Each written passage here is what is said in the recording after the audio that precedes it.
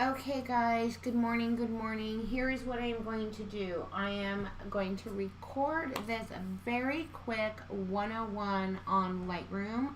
I was trying to stream it using OBS and it just wasn't working.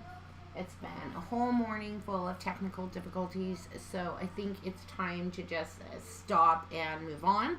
But I did want to give you guys kind of a quick overview.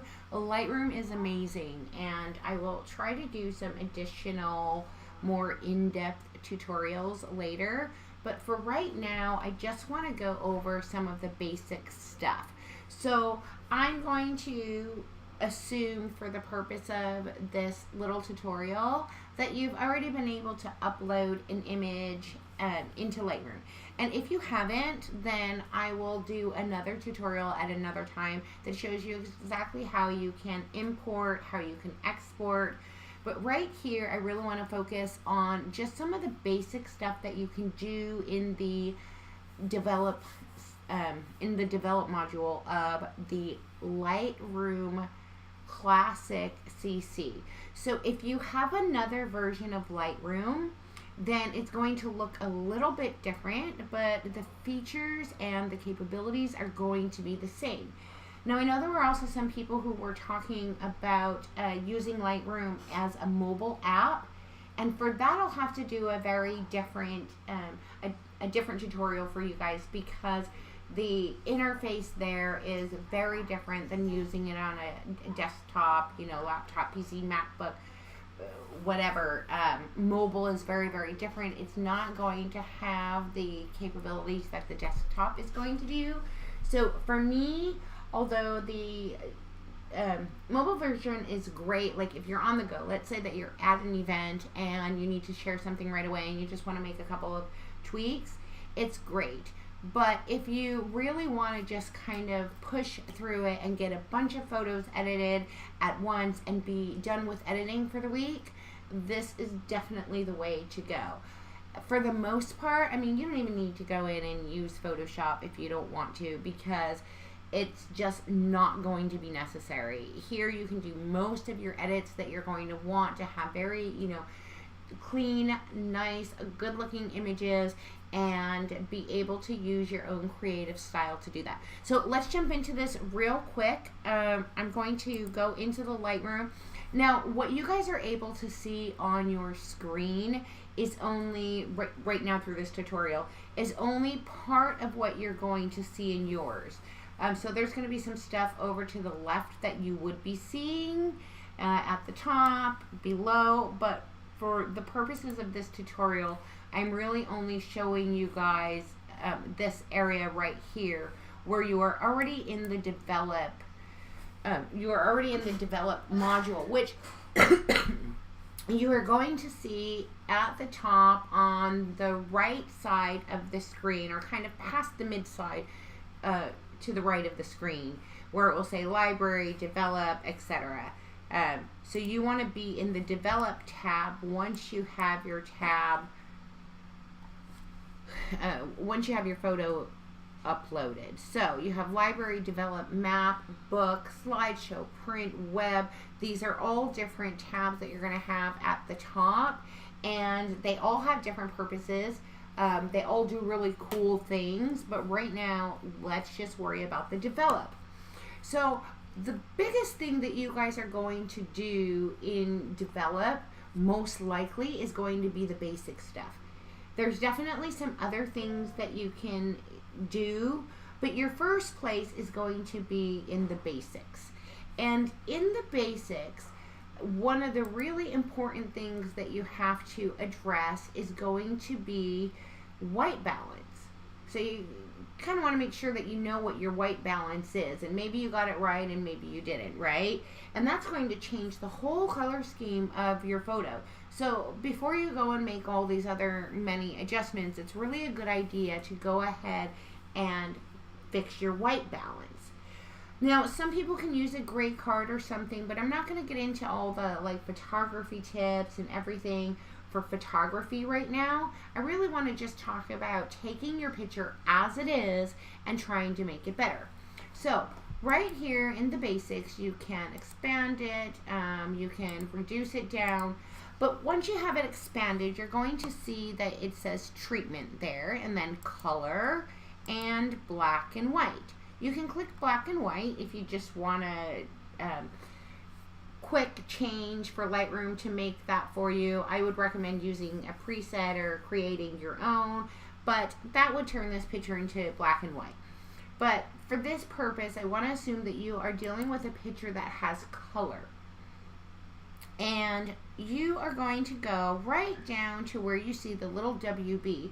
The problem with this, guys, is that I can't tell if you can see my cursor. So unfortunately, I'm going to need you guys to kind of follow along as I'm describing this so you can see where the highlights change on what I'm clicking, and that's how you'll be able to follow along. So on the under the basic, right there where it says profile Adobe Color, right below there you're going to see WB, and to the right of that it is showing as shot. Now I could change that and I could turn it to auto, and Adobe's going to kind of come up with its own idea of how it's supposed to be. I could change it to daylight. You see that this picture has now changed. And here what I'm showing you is the before and after of what it looks like with these changes. Now a little trick for you guys, if you are not showing the before and after while you're doing your developing, you can press the / key and it will put you a before and after every time you do that / key. So that's just a little kind of quick trick that is very helpful if you just want to be looking at the main image. So I don't like daylight, right? Let's check out cloudy. You see how it's changing, guys? We've got shade here, tungsten. Ooh, that is very cool, right? See how all of these blues are kind of coming out even in the skin tone. We've got fluorescent lights if you are under fluorescent, flash, and then we've got custom. So really, you are probably going to want to be in the custom. You can do as shot, but if you want to learn how to edit these videos so that they are meeting your standards and your creative style, then it's important to start, setting your own white balance. One way, again, like I said, is by using a gray card, and we'll talk about that in another tutorial. But you can simply choose what is called Kelvin. See this number right here? I've highlighted it now, and it says 5500. So the lower the number is, the cooler the images are going to be. And there's a whole bunch of other explanations that I can give you, but I'm going to stick with that as the easiest one. See how this is getting kind of blue? And I could go way up to, say, 7,000, and it's going to get very warm. Okay, so blue, cold, cool colors is going to be these lower numbers, and the higher numbers are going to really give you this like much warmer look to it.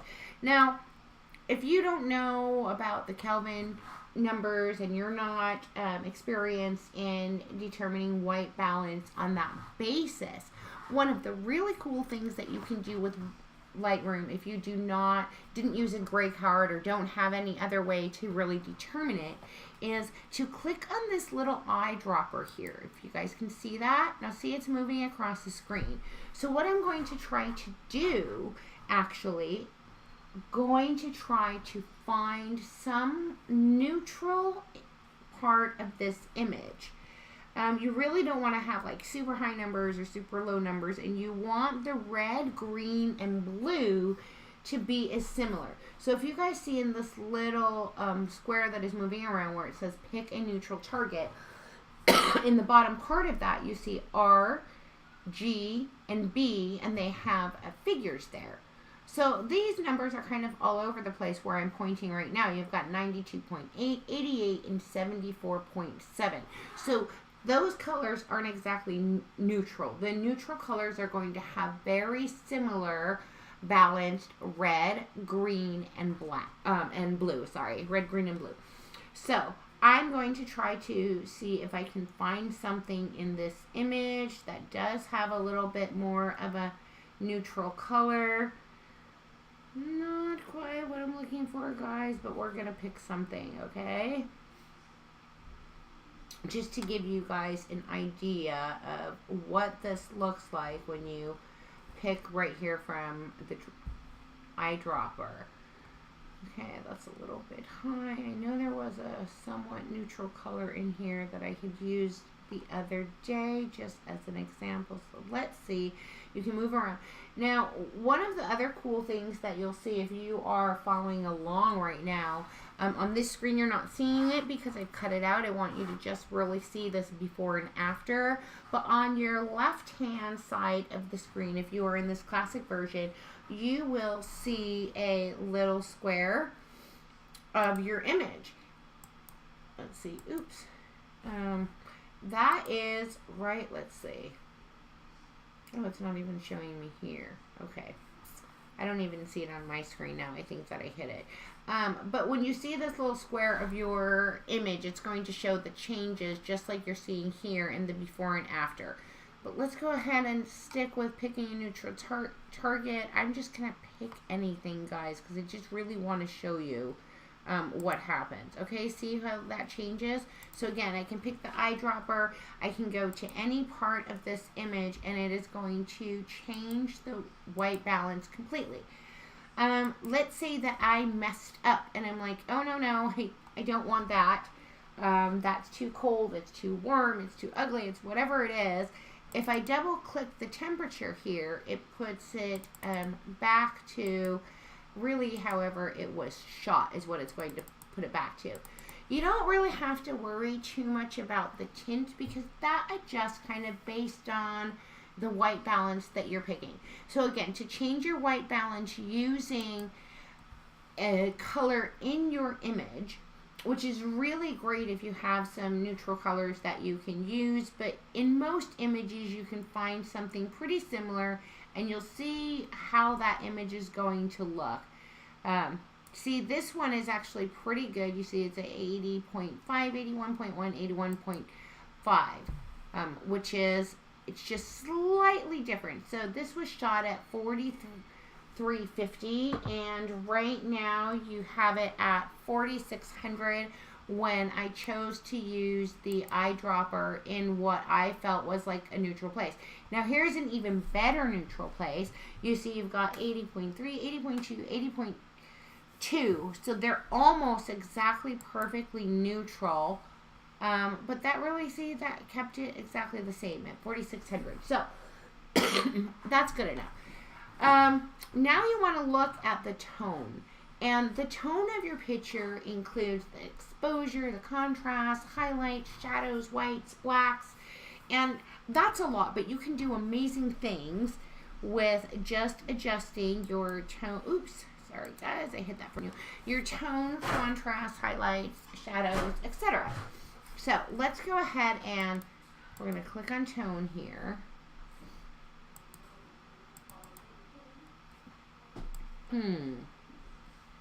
I am not seeing my little cheat thing here, but that's okay. If I were to click on auto, it's going to put the auto to what it thinks. If I reset back to tone, it's going to be to how it was set, right? That's how it was set. Put on auto. Oops. Okay, guys, let's going back. There you go. Okay. You have it on auto. It's going to be what it thinks. You put it on how you shot it. It's going to, or balance it back to 0. Sorry. You can just reset this whole thing. At the bottom here, I want you to notice all the way at the bottom here under this area where we're developing, you will see that it says reset. If you reset there with the reset button, you will be resetting the whole image. So it's important that if you want to reset something that you just did, that you do it in whatever you were working on and not reset the entire picture, because you're going to undo all of your other work that you've done so far. So for example, let me show you. If I press this at the bottom here, oops, reset, that is going to reset the whole image. See how that reset the white balance as well? We've got the white balance up here now, and it's showing 4350. It reset the whole thing. So I'm just gonna go ahead and change that. I know that that was at 4600. That automatically changed the tint, and we'll leave it. So again, if you wanna make changes to something you just did, and these are all non-destructive, by the way, so it's not going to destroy your image, and your image can easily go back the way that it's supposed to. But here you go, all non-destructive changes here in this tone, and you can start to play with the exposure. See that super overexposed, it's all blown out. We don't want that, right? And then if I bring the exposure way down, you've got an image that is super dark. So you want to find something that looks good to you, that is meeting your creative style, and you don't want to really blow out too much of those whites. I mean, unless that is part of your expressive creative style for that particular image. But one of the things that you can do when you are dealing with the tone area here, the exposure, the highlights, the shadows, is up here right in the histogram area. You can click on these little arrows, and when you click on them, you will see a box with a white outline that goes around these arrows. It kind of turns on, and what that does is it's clipping. So I don't know if you can see right here where my son has a earbud piece in his ear. You see a little white dot there now, see? So that is actually showing the clipping here, where it starts to clip out these colors. See, so if I overexpose it, that means that I'm kind of starting to deteriorate that color. I'm destroying it. It's getting super blown out. So now we see how that clipped all of that? If I take that off, you're going to see what that did. It basically took away all of the detail in that area. So using the clipping is a really cool way to decide where you want that exposure to be, or these different levels where you kind of want it to be just barely where you have anything. Now see, I think that's a little bit too much. Now here it's starting to darken. See where it's turning blue? So now what you have is this area gets super dark. Let's turn that off, and you see how it's showing you?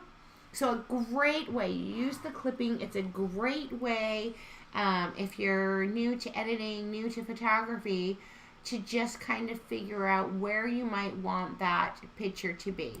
And a little bit of clipping sometimes. See, we've got a little bit right here. You know, that's okay. You just don't want to take away all the detail of your colors. So the same thing is true for the highlights. We can increase the highlights, and you see I've got my clippings on here. That didn't make a really big difference. It only starts to deteriorate the highlights when we go really up, and it's just barely. It's a little bit here on the hand. It's a little bit here on her jacket. But if I didn't mind the face being so blown out of the background, then it really wouldn't matter. It wouldn't be like a big difference that it's making. So I want to make sure that I am saving the integrity of the color of their skin. Here it's a little bit bright actually, and these two kids have a darker skin tone, so I don't really want to destroy that by overexposing this image. In fact, you see here I've reduced the exposure on it instead of increasing it. Let's look at the contrast. So the contrast, you're going to, if you go down here to the left, you're really going to take away that pop of the image, right? Now, if you increase the contrast, you're really going to make those colors pop. But you have to be careful that you're not, again, going too much, because too much contrast here is also going to make you lose some of the details. See how I've still got the clipping on here? So now you can see we're losing all of these details here. And if I turn the clipping area off here, see, you're going to see that kind of now fades in. It distorts the colors. It distorts the color of her face, of her clothing. So if I were to just use this clipping, let me say I go down to right about there. All right, the same thing with the shadows. You can increase the shadows. A lot of people really like to have a lot of shadows. I do in a lot of my images. But again, it's something that you really want to look at the overall quality of the image. But this is a change that you can make very easily. Okay, let's look at the whites now. So the white is a really good one because sometimes you don't want that white to be like so bright. Now you see when I turn this white way up, because sometimes you'll have something in that image and you're like, oh, okay, well, I really want to get that white popping there. But changing the overall white tone of the picture isn't always the best way to do it. Because if you look what happened here, it's starting to really distort the detail and take away the integrity of this picture with the balloons in the back on Pedro's face, because there's a light coming in from the right side of his face, so that's the left side of your screen, on Vanessa's teeth here. So let's undo the clipping so you can see how that's completely blown out now, and it changes the look of this photo completely. So again, if you're really not sure, you know, how to edit while you're learning to play with it, a good way is to just use this clipping feature in Lightroom so that you can make your adjustments until you're not really taking away the integrity. So I could go all the way to the red goes away here till there's no clipping, which would give me a positive 19 on the whites. I could go up a little bit more, thinking I don't care that much about the little detail in the hand here. That's okay, right? So anywhere around that area is still going to be fine. It's still going to look okay. Now on the blacks, same thing. You can turn these blacks way, way down. But now look what happens. And that's because there's already so much darkness in this image. So we want to be very careful when you have an image that has a lot of light or a lot of dark. You don't want to overdo that because you're really going to take away of the integrity of those darks and whites. So I have my clipping on. Let me take that off for you so you can see. See how you lose so much detail here if you look at the difference between her jacket, the color of her shirt, her hair, everything. We've really kind of overdone it here on this slider. So let's go back, and I'm going to turn the clipping back on so you can see, because I really think for a 101 user, this is a great feature that will really help you start to make nice edits until you get the feel of it and start to get your own kind of creative style. So I'd say, you know what, right about here, a little bit is fine, that we're losing a little detail. That's good. What do you guys think? Okay, now let's go down. Now that you know how to adjust the tone here, and you see we've made all of our own adjustments. If I were to click auto again, that would undo the tone adjustments. It would not undo the white balance though. It's going to reset everything, the whole image, all the work that you did, only if you click reset here at the bottom. Okay, so on the area of presence here, see that presence, you've got clarity, dehaze, vibrance, and saturation. So one of the things that most people who give tutorials about Lightroom would suggest is that you be very careful about increasing the saturation. Instead, what you would want to do is play around with the vibrance, because when you play around with the vibrance, it will make it pop or kind of subdue that color a little bit without truly over or under saturating the color. So that's a good way to change it, to give your image just a little bit of pop. See how we've got a little bit of pop here now in her shirt without making it too much of a big difference. So this is the original here on your left. Here is the new image. So when I bring that vibrance all the way down to -100, not only do we have this loss, but even the original, you can see like there's way more pop here. Caitlin? Nope. Not yet. No, didn't you just eat one? Yes. I can? No. We'll talk about it in a little bit. Go on, because Mama's doing this. Okay. So, sorry, guys. Vibrance. Let's go ahead and lift that up a little bit. And you see, we don't need too much. Caitlin, please stop pushing it out. But this is a nice little plop that we have here, and we've actually reduced it a little bit. It's not even, you know, that much. We go up to positive 12. For me, that is a little bit too much. It doesn't really look like, to me, that is really a natural color of her shirt.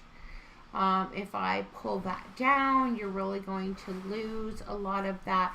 But what I want to show you now, also, you double click on any part of this. If I'm double clicking on the word Vibrance, it puts it all back to 0. So you can double click on Presence and it puts everything back to 0 in that area. Or if you double click on the word, see I'm making some changes here to clarity, saturation, vibrance, just to play around with this. If I double click the word clarity, only clarity defaults back to 0. If I double click on the whole presence, everything defaults back. So really, really easy to fix any changes that you made here. It's one of the things I really love about Lightroom, because it gives you that ability to truly play around with your images and really find your style and your creative, expressive talent. Because I think you guys all have a talent. This is a way for you guys to really just have your personality in these images that you are sharing. Or maybe it's for somebody else and you really want to, you know, show them. Maybe you're working with a brand and a brand has a certain aesthetic that they really like in the images when they're working with influencers or, you know, whatever it is that you do. So it's important to be able to play around without doing very destructive things to your images. So the clarity, if you move that around, what's going to happen is you can get that soft look. So I want you to see this, right? You guys have probably seen these images sometimes where they got like this really, really soft look to them. The problem here is that that's really losing a lot of detail here. You see, it's not very sharp at all. So softening up is okay, but you want to be very careful, especially when you're talking about in a portrait mode, right, where you've got people involved. You've got to, maybe landscape is better, sometimes food, but be very, very careful about people's faces so it doesn't look fake, so that when you reduce this clarity too much, you get this, see, kind of blurry look, this artificial look, and it doesn't look real. But if you wanted to do just a little bit, see what happens if I do it at, excuse me guys, at -2. Okay, so I can do this at -2 and you're not going to see like this huge difference there. But I'm going to go ahead and leave the clarity alone for the purposes of, this picture. So let's look now at the saturation. I want you guys to really see the difference between the saturation and the vibrance. Okay, so I remove the saturation here. I turn that all the way down to -100, and what you get there is basically no color. You see this? Now we've removed all the color here from her image. So let me turn that back to 0. I double clicked on the saturation and it reset everything. On the other hand, if I were to change vibrance, see how you can still tell that this is a pink shirt? It didn't desaturate the image, it just took away the vibrance of it. It didn't desaturate that color. So very important, and when you're editing on mobile as well, it's a really great way for you to do it. And most mobile apps will have the option of changing vibrance and saturation. I think that people who don't know tend to oversaturate or undersaturate, and I would just suggest using this Vibrance, okay? So there you go. I'm actually going to turn that down just a little bit just because it was very vibrant. Okay. Tone curve. I love playing around with tone curve, but I actually think that I'm going to come back to this another time because I want you guys to start using this stuff. I want you to use the basic settings here, the tone, right? That's going to be just adjusting your tone, not the tone curve. We'll do that another time. But just your basic white balance, tone. Play around with the presence a little bit if you want. And before I end this, I want to show you a couple of other little tips. Again, this was just like a 101 tutorial, guys, okay? So if you have other questions, if I can help you learn some other aspects of it, that's fine. But for right now, I just want to go over some very basic stuff, basic edits. So I want you to look down to you see the HSL and color. This is something that we're not going to go into today, but the HSL represents hue, saturation, and luminance. So let's go ahead and minimize that, but I am acknowledging you guys may have that there. We'll talk about this at another time. It's not something that you really need to worry about in most of your basic editing. Same with the split toning. That's a really cool way. And maybe I'll just show you this quickly. This is your tone, but you can choose how to have your split toning so that you have a highlights with a certain color and your shadows with a certain color. So let me show you what that would be. Let's say that I wanted to change the highlights. As soon as you open this up, you're going to get an eyedropper. Very cool because you can immediately see the difference and you can pick whatever you want. So if I want it warmer, you know, I'm going to come over here kind of to these more yellow colors, make it a little bit more of a warm image. If I want to make it a much cooler image, I can go over here into my blues and make it a much kind of cooler look. But again, you know, this is going to affect all of your highlights and all of your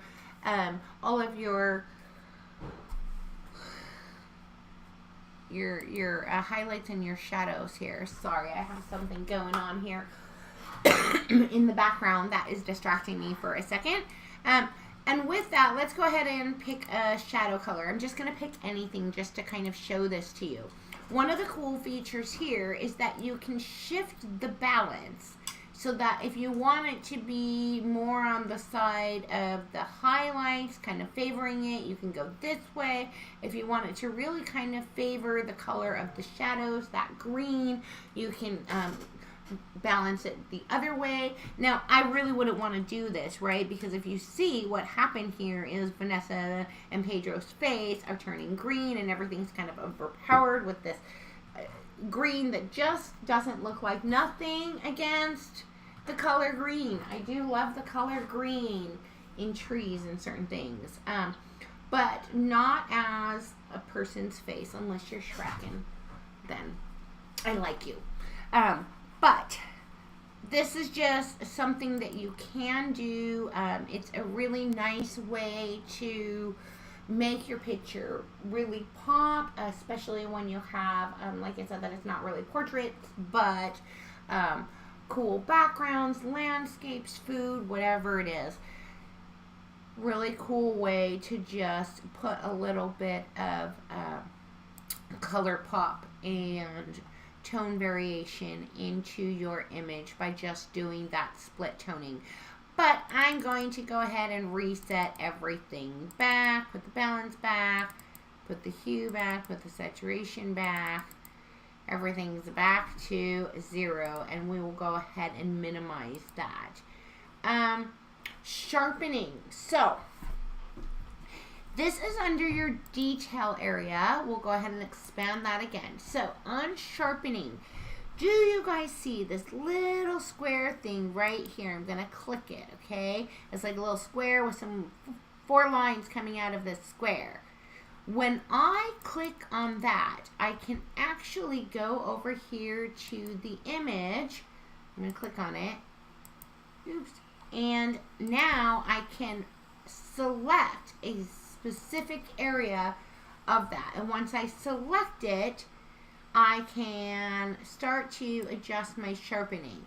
And you will see right here in this little window that I'm moving around right here, it will show you. So you can sharpen a little bit, you can sharpen a lot. Sharpening, again, is one of those things that you don't want to overdo, especially with people and on eyes, because it will really make it look unnatural. So a little bit is fine, but really not something you want to overdo, but it can make a big difference in, you know, portraits, all kinds of pictures, not just landscape, architecture. A lot of times you have like beautiful brick walls or whatever you have these gorgeous lines in your images, and so you really want to make those pop, and sharpening can make a really big difference in that. Let me go ahead and pull this up a little bit so you guys can see there's like a big difference. If I go up here, it's almost making it too sharp, right? Well, it really is. We're up at 150. So it really just is making it like too sharp, but you can play around with it just a little bit. On the radius here, that's going to be how much of it is being sharpened. Now, since I still have the, let's see, clipping on here, you can tell. Let's go ahead and put this a little bit smaller so you guys can see. So when I choose the radius to be all the way up to 3, it's going to affect a larger part of this image. And in the detail here, I can choose how much detail I really want to, do in the sharpening. And you're going to see that the more that I do, right, the more I'm really losing the authentic look of this image, because it almost looks like completely pixelated, right? Because remember, these images are just, it's pixels, many pixels all together. And so when you sharpen it too much, that's what you end up with. You end up with this look of pixels all over. And I don't think that's usually the look that you're going for when you guys are posting or editing images. It might be a look for, you know, a specific reason, a creative style, some type of image. But in general, people, food, lifestyle images, you don't want to go crazy with the sharpening. Let me go ahead and just put everything back here.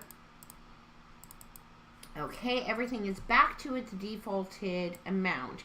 We're going to skip over for today the noise reduction, luminance, etc., because I want to show you 2 other things here real quick, and then we will be done with this develop module area.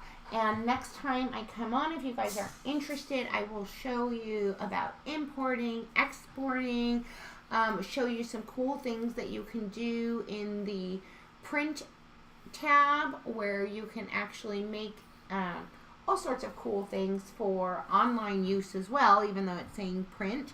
The web tab, the map, some other tips, some shortcuts. So whatever I can be helpful with, let me know. But I really just wanted to go over this basic development area. Okay, transform. Guys, you're going to love this one. So there are a couple of things you can do with transform. Here, right under transform on the left hand side of it, you see guided upright tool. So you can use your shortcut key, which is Shift T, and then you've got that here. So if I click here, it's going to give me this line that I can kind of click on to make my adjustments. But I don't really want to do that. I want to show you guys the auto versions here, which I like. So you could do auto version. I usually wouldn't do that. Now here, there's not really any lines in this image or anything, so it's a little bit harder for it to know. But I love to use the level or the vertical. Okay, so level, if you make it level, what it's going to do is it would find that line, right, and make sure that it was actually exactly level without you having to try to do this or make sure that you're at that level line. On the vertical, you might have this image that it's a little bit turned or something, especially not an image like this, but many other images. It's just slightly crooked, it's slightly off, and this is a really great way to be able to automatically make the change, and it crops it out for you when you export it, and it doesn't destroy the image. But when you export it, it's going to export it based on those changes that you've already made. So that is very cool. If you want to do it manually here, and notice when I scroll over under this transform area, it automatically puts up this grid for me. And when I move away, the grid is gone. So scroll over and you can see this grid. So I could change the vertical aspect, right? To really like stretch it out. To change that, I could change the horizontal aspect. I can make all of these manual changes myself, which for certain types of images is really cool. You guys might want to do that. Have you ever had something where you're just trying to get it to fit a certain way or look a certain way? Here's a really easy way to do it in this transform tab, where you can make almost any change that you want when it comes to changing the sizing of the image. Here you've got the aspect slider.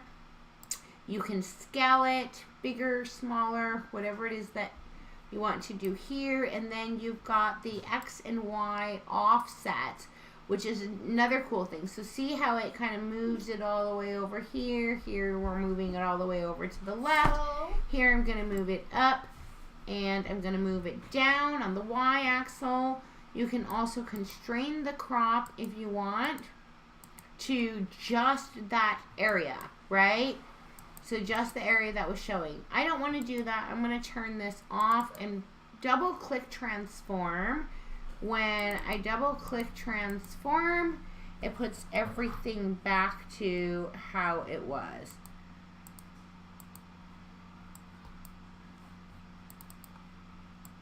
Okay, actually, what did I do here? All right.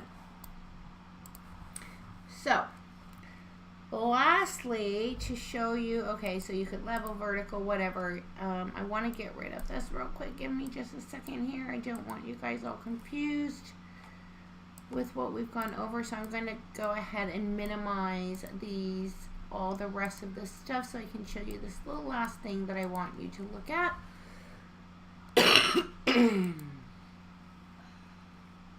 Okay. Lens correction. This can be very, very cool, guys, because Adobe has the ability to make corrections based on what type of lens you are using, and usually it's going to understand what that lens was. So let me show you. You would go under lens correction, click on enable profile corrections, and then voila. This knows already what the make, model, and profile is for the lens that I used on this image. But if it's not correct, you can go ahead and change it. Like if I were to say that I took it with the GoPro, right? It's going to completely change what this image is. It's going to make the corrections that it thinks is right for that. Let's say that I said that Hawaii phone. So now it's going to make these little slight adjustments based on that lens that I was doing. And you can change the distortion there. You don't really want to mess with that. But using lens correction is just a really great way for you guys to be able to autocorrect for your lens. So that sometimes is one of the first things I will do to let's see what Adobe wants to do with this image based on its lens correction. Or this profile correction is how it's set over here, and then go and make some of my other adjustments in the basic and the detail areas. So for me, my workflow on this is usually going to be transform, I'm going to crop whatever I want, or, oh, we didn't go over cropping actually. I'm sorry. Transform, I'm going to position it however I want it to be. Then I will probably do my lens correction. From there, I will fix my white balance and my, so that's going to be up in basic here. I'll do my white balance and all of this, and then if I still need to do anything, I might go into my tone or my detail. But usually simply with, oops, where'd we go here? Usually simply with your basic tab, and if you want this lens correction and the transform, you're going to be golden on just getting out quickly edited images that are going to make you happy to use, that you're going to feel proud of putting out there.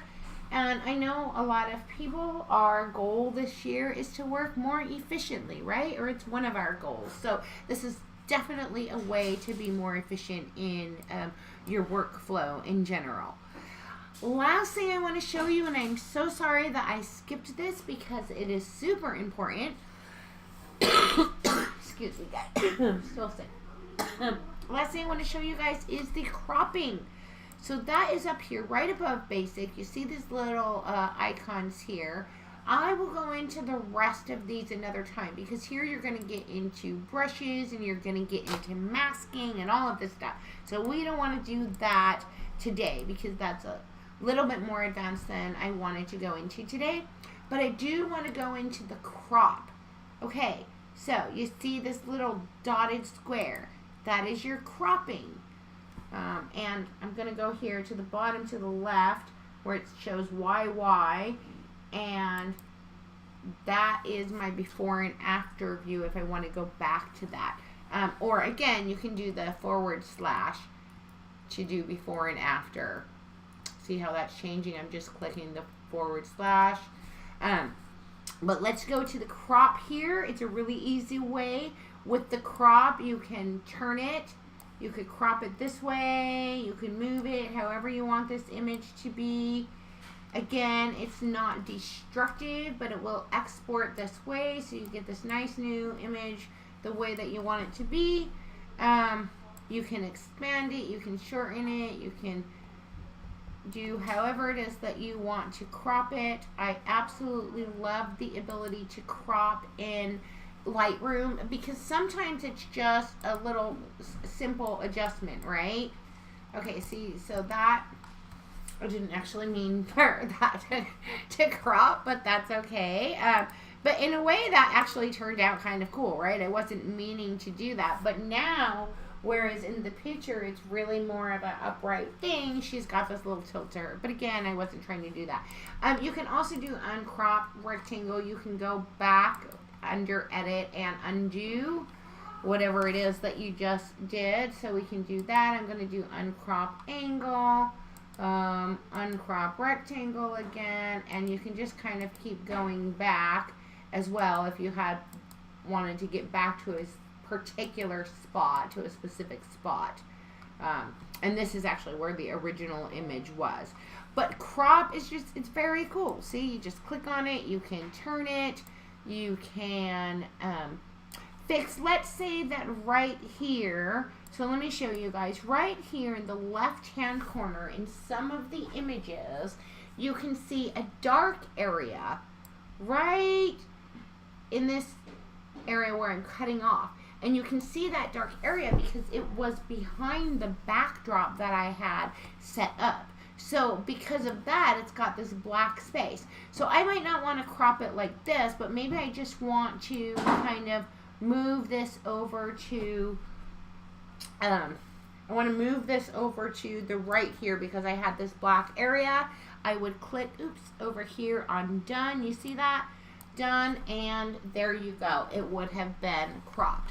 So to the right, to the left, to rotate up and down, vertical, whatever way that you want. You can turn it a million different ways, and it is a super quick way to be done. Lastly, let me see if this is going to work for you. It's not, because I don't have this window showing. So you're not going to be able to see this area. I'm sorry. I was going to show you guys how to export and set up some nice settings there, but we're going to have to leave that. This is weird the way that it's set up because I have some of this stuff cut off. So I will have to do that another time. I hope you enjoyed these tips. Just to recap, Lightroom is a great way to edit your pictures. You can use the basic, the cropping, the transform, and those are some of my favorite things that will make very quick, easy adjustments for the beginner, even if you don't know anything about tone or anything. And make sure that if you are a beginner, you are using the clipping features to kind of help you guide so that you're not destroying your image, that you're not overdoing it or underdoing it when you are using your sliders and making adjustments. One last tiny thing that I want to show you. I hope that it's going to work. Is it? No, it's not. Because you guys can't see that part of the screen. Okay, I will tell you, and then in the next video that I do, if I do another one, I will show you how to do it. At the bottom of your screen, if you've been following along, you probably are seeing all of your images. So you're going to see a row of them, and that's going to be right below this section here. So on your screen, what you're seeing right now is a black area at the bottom of the screen. Well, in that black area is really all of your images. It will show you, excuse me, it's going to show you your imports, how many photos you have, etc. So one of the things that you could do is you could click on, let's say, this image, right? You will click on that image, and you like the changes that you made to this image. Let's say the next image is exactly like that. So now you're going to click on, you're going to do shift and click also on that second image.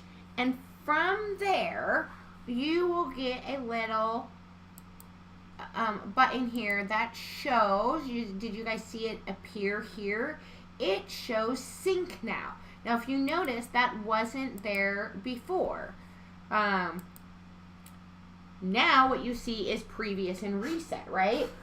But when I click on this image and then click shift, it gives me the option to sync. So let's go ahead and do that, and I will show you what happens. It might not want to show you that screen. Okay. Sorry. When you click on synchronize or sync, you are going to get a little pop-up screen that says synchronize settings, and from there you can turn on and off almost every aspect of changes to that photo that you want. So the treatment in the profile, the white balance, the color, and then all of the details underneath that. Tone curve, clarity, dehaze, sharpening, everything under color, the split toning, every adjustment that you can make, you can decide whether or not all of that is going to be synced with the photo or some of it.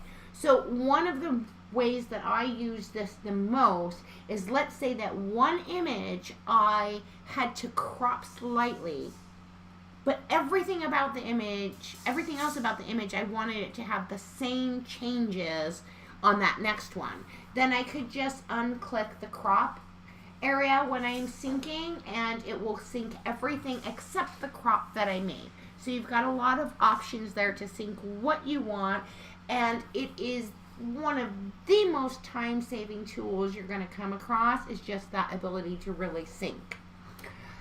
Thank you guys. Again, please let me know if you have any questions. And I want to encourage you, if you have a question and somebody comments under this thread and it's, you know, the same question that somebody else asked, post it anyway, because if I see that a whole bunch of people want to know this one particular question, or, you know, want to know this specific information, then I'll try to figure out a time or a way, even if I have to record it like this, to make sure that I can show you guys how to do that.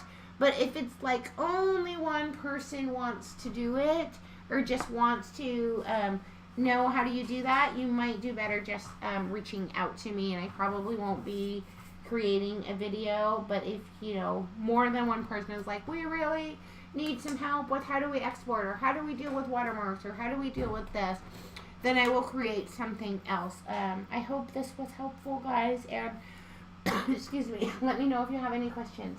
Bye.